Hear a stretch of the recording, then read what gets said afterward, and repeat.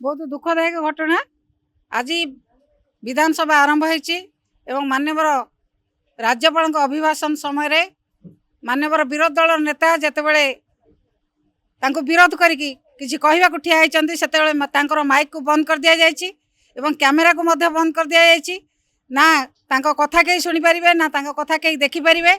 सारा ओडिशार लोक अंधकार रखापी जो भाव में चक्रांत कर से चक्रांत से निवृत्त रुहतु एवं एक आम माननीय बाचस्पति लेखिकी देचु तार आम दृढ़ निंदा करुँ। विजु जनता दल दृढ़ निंदा करुँ साधारण लोक या पूरा निंदा करी कार्यक्रम जदि बीजेपी सरकार कर विरोधी दलर नेता जहाँ कहे कहला बेले गृह रे माइक बंद करदे कैमेरा बंद करदे या आम दृढ़ भाव में निंदा करुँ।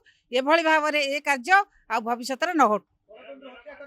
निश्चित भाव में गणतंत्र को हत्या करने से निजे आमर विरोधी दलर कथा को लोकलोचन को न नवाई ये प्रकार व्यवस्था कराई।